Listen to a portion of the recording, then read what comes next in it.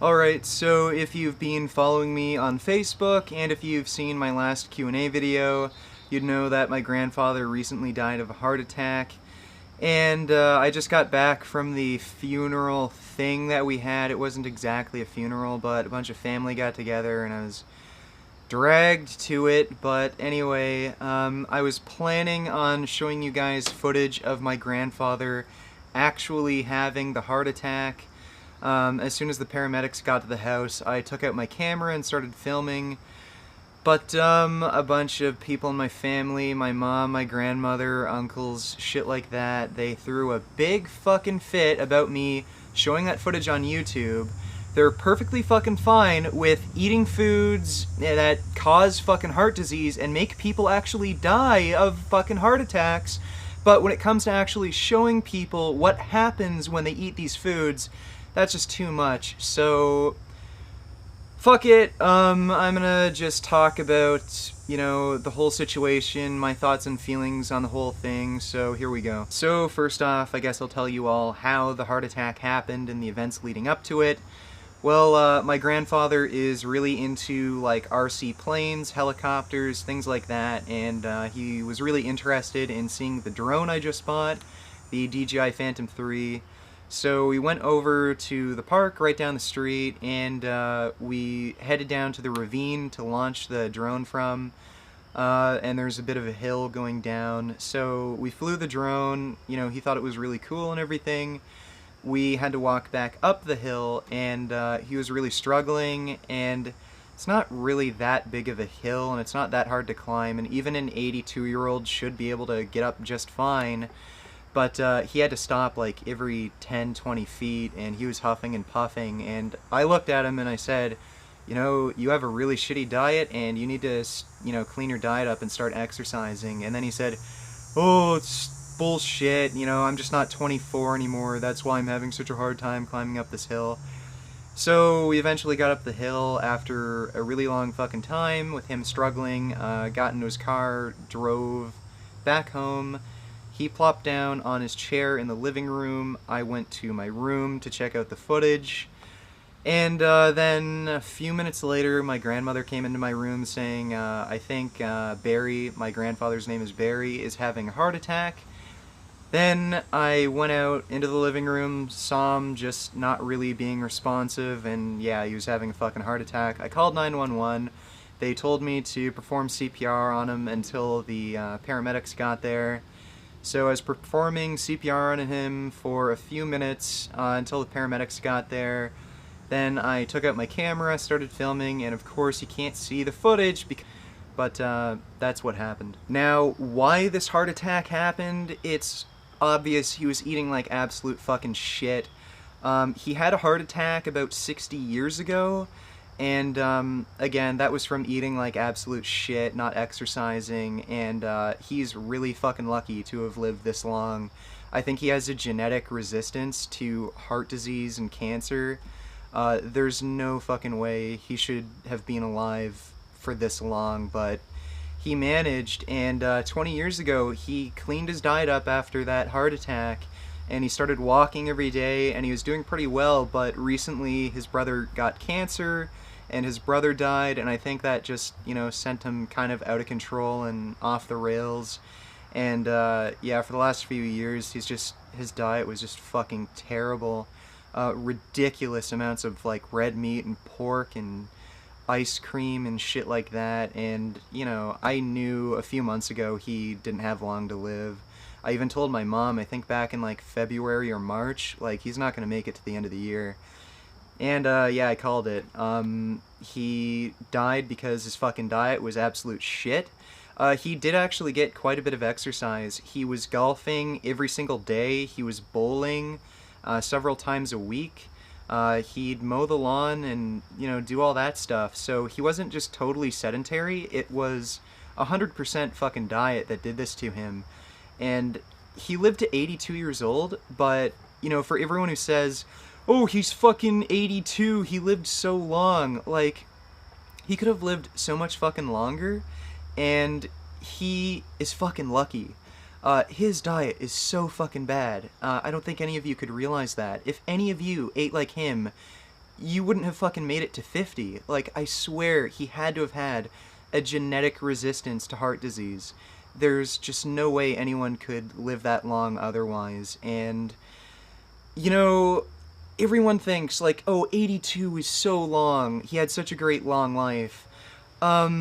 He was golfing every day, like I just said. He was bowling. He was doing all these things that he loved doing, and I don't think he just wanted to die. He was a super active person, and he got to do the things he enjoyed every single fucking day. So for you to say, oh, he lived to 82, it's so fucking long, that's fucking horseshit. He died before he really wanted to, and he died in such a shitty, fucking violent, painful way. It's definitely not worth all of the fucking meat and dairy and eggs and junk food he ate. He gave up a fucking life that he loved for just this crap that fucking killed him, and saying that he lived to 82, that's just bullshit. He could have lived longer. He could have spent decades longer doing the things that he enjoyed, and he could have had a better quality of life.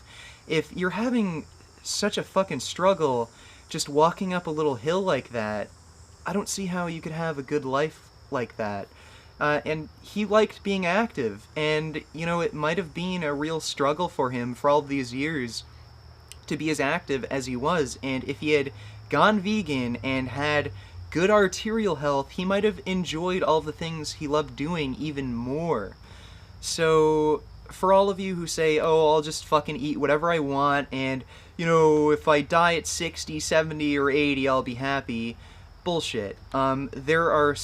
There's so much to live for, and my grandfather, he was enjoying his fucking life, and it was cut short because of his stupid dietary choices. Now, how do I feel about him being dead? I'm actually happy. I've had a pretty rocky relationship with him, especially when I was a little kid.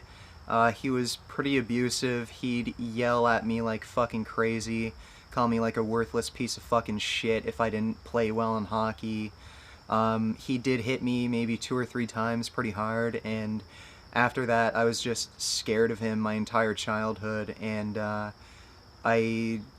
as an adult, I ended up having a friend relationship with him, but I didn't realize until he was dead how much anxiety I had still being around him.